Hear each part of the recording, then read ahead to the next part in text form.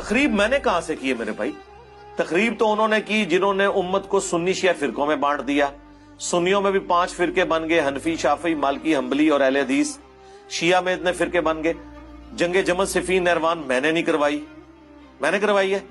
تخریب تو پہلے سے ہوئی بھی تھی، تعمیر ہم نے کی ہے.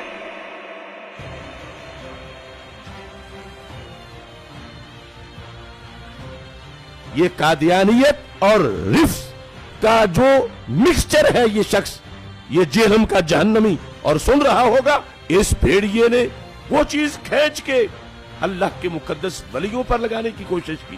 اس رافضی لونڈے نے وہ چیز ان ولیوں کی طرف جو ہے وہ معاذ اللہ منسوب کرنے کی کوشش کی. تو علمی کتابی نہیں ہے، تو دنیا کا سب سے بڑا فسادی ہے، جس کا کام، جس کو مخ کو بٹھایا گیا ہے صحابہ کے خلاف بھونکنے کے لیے.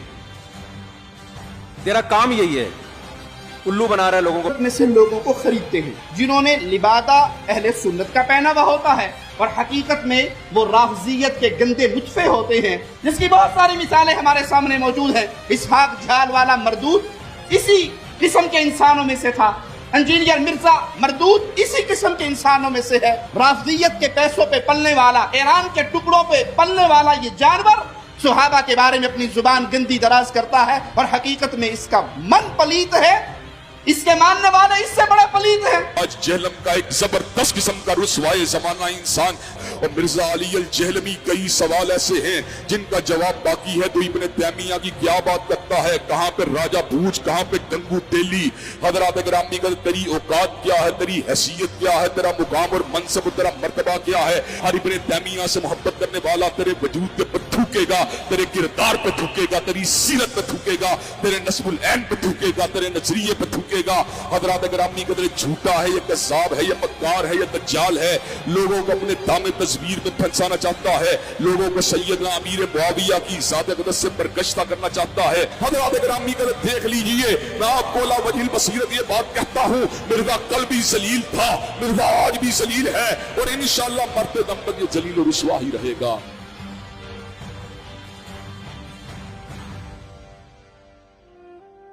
یہ کہہ دینا کہ ولی مر گئے نے انجینئر دے آنے تو بعد غوث کو تو پیدا ہونے بند ہو گئے نے، میں اعتراض ختم کر دیں گا.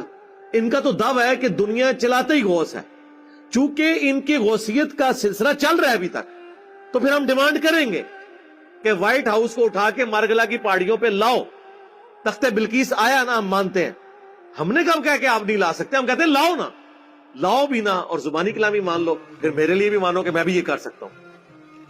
اچھا میں یہ دعویٰ کرتا ہوں میں یہ کر سکتا ہوں، کیا بریلوی مان لیں گے؟ یہی کہیں گے نا کہ کر ہیں تو تھوڑے بابے کو نہ سی ڈیمانڈ کریے کرو. ہم ان پرنسپل تو ڈینائل کر ہی نہیں سے. آج تک میں نے قرآن کے کسی معجزے کا کرامت کا انکار کیا، صحابہ کرام کی کرامات کا انکار کیا. ہم ان کے بابوں کی جھوٹی باتوں کو نہیں مانتے.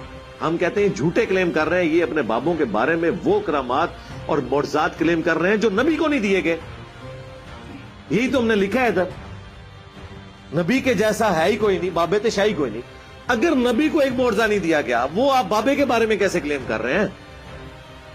یعنی نبی کو دیکھ کر تو صحابہ کرام کے مخالفین کلمہ نہیں پڑھتے. بازید بستامی جس گلی سے گزر جائے لوگ دیکھ کے کلمہ پڑھ لیتے. تو ہم تو کہیں گے نا یہ بکواسیات ہے. اور اگر یہی بات ہے تو پھر ہمیں مانے ولی اللہ. ہمیں دیکھ کے نہیں، ہماری ویڈیوز دیکھ کے لوگوں نے بریلویت چھوڑ دی ہے. ان کا مسلک چھوڑ دیا تھا، ٹھیک ہے. ان کی نظر میں کلمہ پڑھ کے وہ ادھر آ گئے نا، ہمیں مان لیں اولیاء اللہ. اس بندے کے بارے میں جو صحابہ کرام کے فضائل کے اوپر جس کے سب سے زیادہ کلپ ہیں، جائیں لکھیں دنیا میں انکلوڈنگ طارق جمیل صاحب کے، کسی کا کلپ نکال لیں صحابہ کرام کے فضائل کے اوپر. خوبصورت انداز، ایک ایک چیز ریفرنس کے ساتھ، بلیک اینڈ وائٹ میں. صرف میرے کلپس ہیں. خالد ابن ولید لکھیں، سیدنا ابوبکر لکھیں، سیدنا عمر لکھیں، سیدنا عثمان لکھیں، سیدنا علی لکھیں. اتنے ڈیٹیلز میرے کلپ ملیں گے جس میں نے شانیں بیان کی. آپ لوگ تو مرضی کے صحابہ کی شانیں بیان کرتے ہیں. اور تو اور چھوڑ دو، حضرت معاویہ کے فضائل پہ بھی میرا ایک کلپ.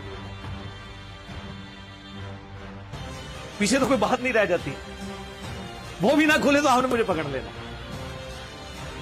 تو مجھے آپ بتائیں گے کہ میں یہ نہیں کہتا ہوں صحابی. تو میں ریکویسٹ کروں گا خدا کے لیے میرا وہ کلپ قادیانیوں کو دعوت اصلاح وہ آپ خود سن کے دیکھیں. آپ کے بزرگوں کی دعوت سے تو قادیانی اپنے فاسد عقیدے میں پکے ہوئے ہیں اور ہماری دعوت سے لوگوں نے دعوت سے حق قبول کی ہے. لیکن چونکہ میں نے چندہ نہیں اکٹھا کرنا ہوتا ورنہ میں بھی یہاں سے ویڈیو بنا کے ختم نبوت کے نام کے اوپر ایک چندہ بک لانچ کر دیتا کہ یہ دیکھیں یہ لوگ چینج ہوئے ہیں. ہم وہ کام کرتے نہیں ہے نا, اپنی جیب سے لگانا ہوتا ہے اللہ کے فضل سے. تو یہ جملہ انہوں نے آؤٹ آف کنٹیکسٹ اٹھایا. یہ میں نے تعلیق بالمحال کی تھی. یہ مولویوں کو ٹرم سمجھ آئے گی. تعلیق بالمحال یعنی آپ ایسی مثال بیان کرنا کہ جس کی پاسبلٹی نہ ہو. اور میں نے آگے جملہ بولا تھا کہ وہ کبھی بھی مجھے مسلمان نہیں مانیں گے, کیونکہ اگر مجھے وہ مسلمان مانیں گے تو الٹیمیٹلی انہیں غلام قادیانی کو دجال ماننا پڑے گا. کیونکہ جس شخص کو وہ پیغمبر کلیم کیے ہوئے ہیں میں اسے دجال سمجھتا ہوں, اور اگر اس کو میں دجال کہوں اس کے باوجود میں مسلمان ہوں تو اٹ مینز کہ وہ واقعی دجال ہے, کیونکہ پیغمبر کا انکار کرنے والا تو مسلمان نہیں رہ سکتا. یہ پورے کانٹیکسٹ میں بات تھی, اس میں سے ایک جملہ کاٹا اور کہہ دیا کہ علی نے یہ کہہ دیا. یہ بریلویوں نے بھی کلپ چڑھایا, اہل حدیثوں نے بھی چڑھایا. اچھی بات ہے, انہوں نے مزید اپنے آپ کو بے عزت کروانا ہے, یعنی اپنے آپ کو مشین پہ چڑھا رہے ہیں نا. جو بار بار کہہ رہا ہوں کہ میرے خلاف کلپ نہ بنایا کریں بغیر علمی دلائل کے, اپنے آپ کو آپ خود بخود مشین پہ چڑھا رہے ہیں اور دوسری طرف سے کیما بن کے نکلے گا. 3-4 دن پہلے نا مجھے مفتی حنیف قریشی صاحب کا فون آیا حفظہ اللہ تعالی.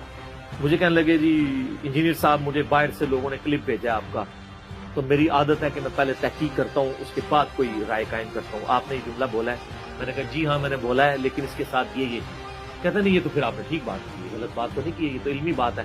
تو میں نے کہا سر مسئلہ یہ ہے کہ علمی بات تو پھر کم لوگوں کو سمجھ آتی ہے. تو میں نے کہا اب آپ ان علماء کو بھی پوچھیں جو لوگ آپ کو کلپ بھیج کے آپ کو یہ ابھار رہے ہیں کہ آپ میرے خلاف ویڈیو ریکارڈ کروائیں, تو خدا کے لیے پہلے ان کا میں نے اسی لیے آپ سے پوچھ لیا. تو شکر ہے انہوں نے پوچھ لیا, ورنہ اس کلپ کے ساتھ مفتی حنیف قریشی صاحب کی تصویر لگی ہونی تھی تھامنیل پہ. بچ گئی ہے نا تصویر لگنے سے, آپ کسی اور کی لگے گی تو دیکھیں فائدہ ہی ہوا ہے نا. اسی لیے سورہ حجرات میں ہے نا کہ اگر کوئی فاسق خبر لے کے آئے تو تحقیق کر لیا کرو, کہیں تم جہالت میں کسی قوم کو نقصان نہ پہنچا بیٹھو. آج تو اس سے بھی اگلا ورژن ہے, اپنے آپ کو ہی نہ نقصان پہنچا بیٹھو کہ تمہارے خلاف کلپ آ جائے. تو یہ تو ہم نے ایک علمی بات کی ہے, اس کے اوپر کون سا آپ نے ہنگامہ کھڑا کرنا ہے, اور اس ہنگامہ کھڑا کرنے سے آپ کیا سمجھ رہے ہیں کہ میں کوئی پولیٹیکل لیڈر ہوں جو دب جاؤں گا؟ نہیں, ہم تو بھائی اس حسین کے ماننے والے ہیں کہ 3 براعظموں میں پھیلی ہوئی بنو امیہ کی بادشاہت کے مقابلے پہ وہ اپنے بیوی بچوں سمیت کھڑا ہو گیا رضی اللہ تعالیٰ عنہ علیہ السلام.